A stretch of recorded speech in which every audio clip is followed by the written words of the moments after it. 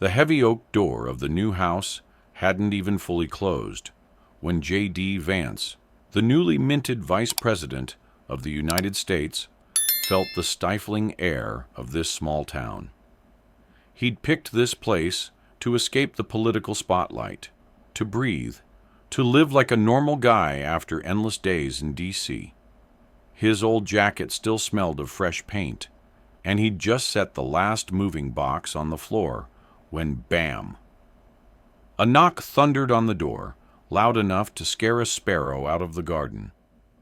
Standing there was Karen, the HOA president, the one the whole neighborhood called the self-crowned queen. Her patchy, dyed blonde hair framed a pair of icy eyes that could drill through you, arms crossed over her chest, chin jutting up like the world owed her a bow. "Who are you? How dare you move in without my permission?" Karen's shrill voice carried a hint of menace, her hand clutching a thick HOA rulebook like it was her homemade Bible. J.D. raised an eyebrow, hands still in his pockets, stifling a sigh. He'd just escaped the tension of White House meetings, and now he had to deal with a backyard royalty wannabe. "Permission? This is my house, bought with my money, not some HOA doghouse." J.D. shot back, his voice low and steady, but sharp as a blade. Karen froze, her bright red lips pressed tight, her face flushing like she'd been slapped. "Don't you know who I am? I'm Karen Thompson, HOA president. Nobody crosses me around here." She jabbed a finger at his face, her gaudy gold ring glinting in the sun as if screaming her supreme authority.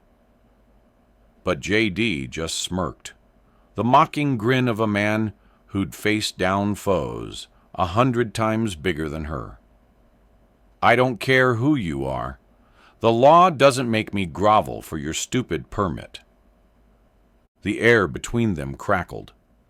Karen stepped back, eyes bulging, breathing hard like a bull ready to charge. "You'll regret this," she snarled, yanking her phone from a fake Gucci purse and dialing with the speed of someone about to land a knockout punch. J.D. stood still, arms crossed, his deep brown eyes flickering with a mix of amusement and exasperation. He knew this game, the weak love to blow things up to hide their helplessness. But he didn't expect that, in just 5 short minutes, Karen would turn his first day here into an unforgettable circus. 911? "Yeah, I've got an intruder here. A dangerous guy, no papers, moving into the neighborhood without permission." Karen screamed into the phone, her voice shaky but dripping with drama, like she was playing the victim in a cheap soap opera. Neighbors peeked out their windows, some whispering, some chuckling. J.D. just stood there, shaking his head, rubbing his chin like he was watching a bad comedy. But in his mind, the plan was set. If Karen wanted to play, he'd make her lose on her own turf. His emotions were a weird mix right then. Surprise at Karen's shamelessness, shifting into the cool confidence of a guy who'd walked through fire. And Karen? She was drunk on her power trip, thinking this call would bring J.D. to his knees, begging for mercy. She had no clue that the man she'd just challenged wasn't just some new neighbor. He was the second most powerful guy in America. And when the police sirens blared closer, the plot twist she never saw coming would send her tumbling from her arrogant throne into a pit of humiliation.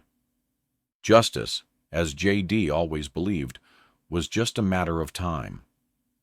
The sun had just dipped below the horizon, painting the quiet little street gold. But that peace didn't last long. Karen stood outside J.D. Vance's door, her trembling hand gripping a beat-up old iPhone, its cracked screen mirroring her crumbling pride. Just minutes ago, J.D. had ripped apart the power facade she'd spent years building. The law doesn't make me bow to you, Karen. Those words echoed in her head like a slap, making her eyes bulge and her breath huff out like a cornered animal. Karen couldn't take it. She, the HOA queen of this neighborhood for a solid decade, had never been defied like this. Her wind-tossed blonde hair a mess, she thrust a finger with a fake gold ring at JD's face, her voice screeching, "Who do you think you are? I'll show you what happens when you cross me." JD just stood there, arms crossed, his smirk dripping with disdain, like he was saying, "Go ahead, try it." And that's when Karen, in a fit of unhinged rage, yanked out her phone and dialed 911 with the desperation of someone betting their whole reputation on one last move. "Hello, 911? I've got an intruder here.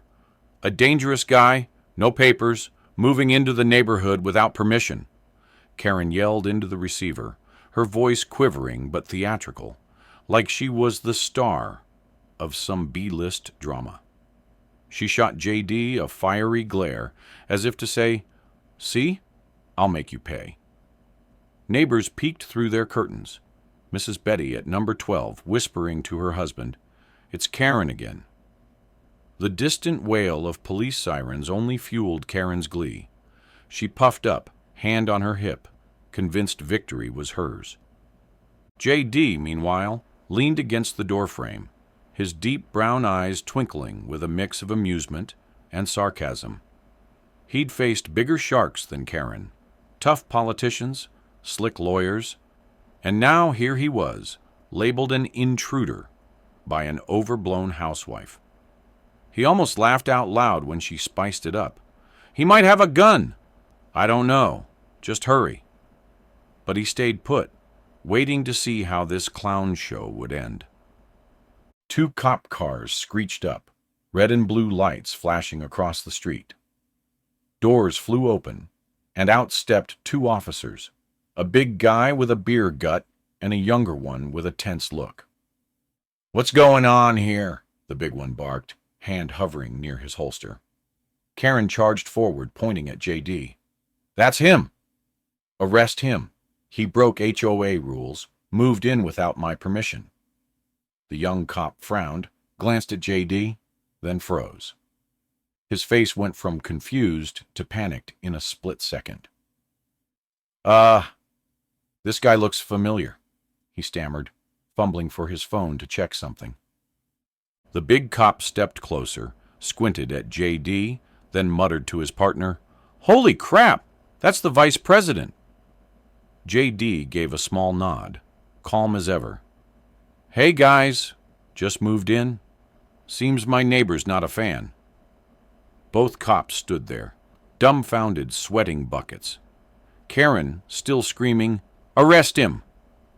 "He thinks he's king or something," went silent when she heard, "Vice President!" Her face drained white, her red lips gaping, her phone clattering to the ground. The neighbors were gathering now, some cracking up. "Karen, you're done for," Mr. Bob from number 14 hollered, holding his beer like he was at a game. The cops stammered apologies to JD. "We didn't know, sir. We're leaving now," Karen wailed in desperation. "No! He broke HOA rules. You have to arrest him." But no one listened. The sirens faded away, leaving Karen alone in the street, humiliated, while JD just shook his head, that mocking smile still plastered on his face. Karen's HOA rules?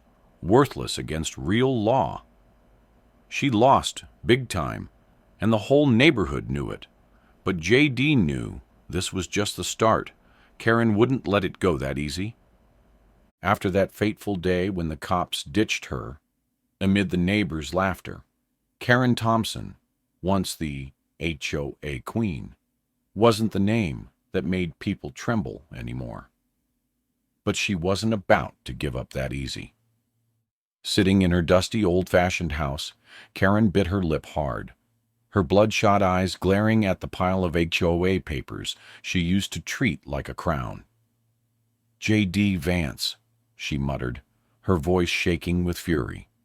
"I'll show you I'm not some pushover." Her hand clenched a cheap Bic pen, scribbling a lawsuit threat against J.D., the guy the whole neighborhood now whispered about with awe and curiosity. The letter went out, stuffed with fancy words she'd cribbed from Google. Breach of community contract, damage to reputation, $1 million in compensation. Karen smirked, picturing J.D., that smug neighbor she still couldn't stomach as vice president, begging for forgiveness on his knees. She even hatched a plan to start a new HOA in the next neighborhood over, where she'd reign supreme again. "I'll rebuild my empire," she told herself, running a hand through her now frazzled blonde hair that matched her unraveling life. But life's not the cheap soap operas Karen loved. The letter hit J.D.'s hands, and he just glanced at it before tossing it in the trash, muttering with a smirk, "Hasn't she learned yet?" To him, this threat was like a dog barking down the street, loud but harmless. Meanwhile, the neighbors started buzzing about the shady admin fees Karen had collected for years. J.D., with the cool head of a seasoned politico, quietly made a call to the local investigators. "Check the HOA funds for me," he said simply, his voice calm but commanding. A few weeks later, Karen's doomsday arrived. On a drizzly morning, 2 sleek black government cars pulled up to her house. Doors swung open, and guys in suits stepped out, lugging thick briefcases.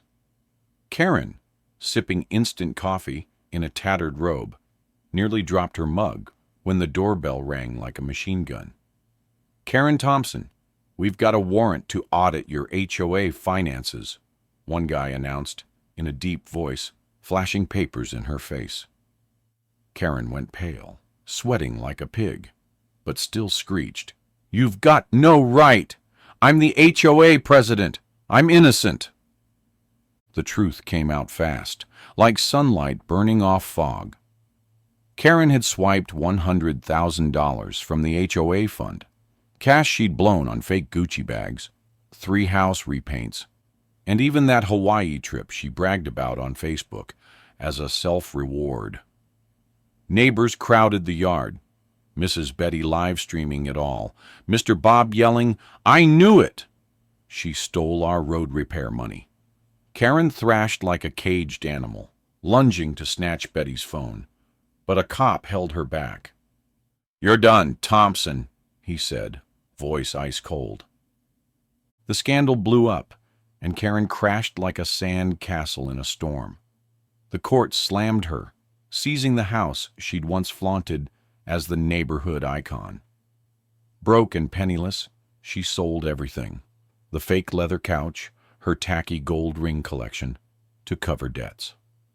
In the end, she landed a gig as a security guard at a mall a few miles away, standing under flickering neon lights, in a drab gray uniform, her bitter eyes watching people pass by. "I should still be queen," she mumbled, voice trembling but stubborn, though no one cared anymore. J.D., meanwhile, lounged in his now peaceful house, sipping hot coffee, a triumphant grin on his face. He didn't need to say much. Justice had done its job. Neighbors dubbed him the quiet hero, thanking him for freeing them from Karen's grip. The neighborhood reclaimed its freedom. No more absurd fines or the shadow of the HOA queen. Karen lost it all: power, money, reputation, while J.D., with his calm smarts, turned the neighborhood's nightmare into a sweet victory. Looking out his window at the distant mall lights where Karen stood guard in shame, he shook his head. Pride always has a price. The little street felt like it had shed 1,000-pound weight. Late spring days brought soft golden sunlight spilling over the old oak trees, birds chirping instead of the arguments that used to shake the place up. No more Karen Thompson, the self-crowned HOA queen, lurking at someone's gate, waving her fat rulebook, glaring like she'd devour anyone who dared to paint their fence the wrong shade. Now, neighbors laughed more, weekend BBQs popped up everywhere, and that choking vibe of control vanished like morning mist in the breeze.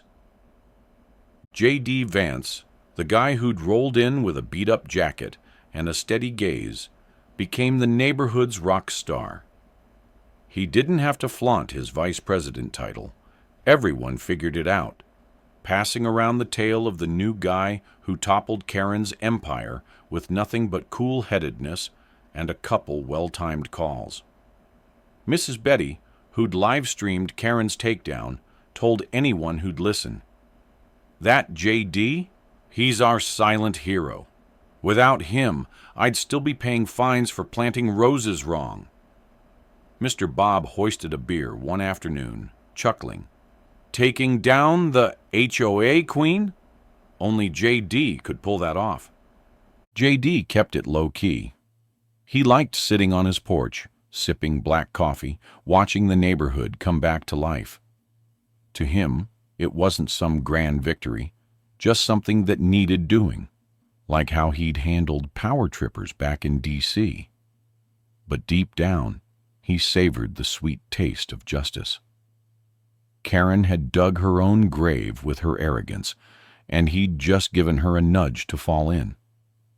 Every time the neighbors brought up Karen with a laugh, J.D.'s lip twitched, the quiet smile of a winner who didn't need to brag. And Karen? She was a fading shadow now, a punchline in the stories the neighborhood retold for kicks. Kicked out of her once proud classic house like a stray dog when the bank took it, she stood under the flickering neon of a mall a few miles away, decked out in a gray security uniform, cheap shoes worn to the sole. Her blonde hair, once her crown, hung limp, her bitter eyes tracking the crowds she'd dreamed of ruling. "I should still be queen," she muttered, clutching a tiny baton, voice shaky but stubborn, like the day she called 911 on J.D. No one listened, no one cared. Mall shoppers barely glanced her way, like she was just another fixture. One evening, driving past the mall to grab some stuff, J.D. caught a glimpse of Karen standing there, her gaunt face lit by cold neon. She looked small, powerless, a far cry from the haughty figure who'd banged on his door that first day. He shook his head, not out of pity, but certainty. Justice always finds its way. Karen had built her tower of pride, then yanked it down herself. The neighborhood was peaceful now, happy. A silent thank you to J.D. kids ran on lawns without getting yelled at for rule breaking. Mr. Bob painted his fence a loud orange with no complaints. Karen, in her shame and helplessness, was just a faint memory, a living lesson that pride comes with a steep cost. J.D., with a subtle victorious grin, knew he hadn't just beaten Karen. He'd given the neighborhood what it deserved: freedom. And so, in the gentle glow of a new day's sunset, the message rang clear. Justice wins, and Karen's arrogance led her to the ending she earned: alone, defeated, forgotten. Hey, so that's the end of J.D. and Crazy Karen's story. The neighborhood's chill now, no one nagging about dumb rules like not painting your fence orange or planting flowers wrong. J.D.'s the hero bro of every house. And Karen? Well, she's stuck guarding the mall. Kinda sad, but whatever. She brought it on herself. Stick around, though, 'cause this isn't just for laughs. There's some real stuff to take away here. First off, let's talk law real quick. HOAs, these homeowner groups, can set rules, like telling you to keep your grass neat or not leave trash bins out. But they're not gods. Federal and state laws trump everything, like the ADA, that Disability Act, or property ownership rules. Remember when Karen tried fining JD for moving in without her okay? She thought she was the boss, but HOAs can't force that if real law doesn't say so. JD knew his stuff. That's why he stood his ground. Point is, knowing the law's your best weapon. So what's the takeaway? 1. Community unity is freaking huge. If the neighbors hadn't teamed up, hadn't live streamed, hadn't gossiped about Karen's shady cash, she'd still be lording over them. 2. Know your rights.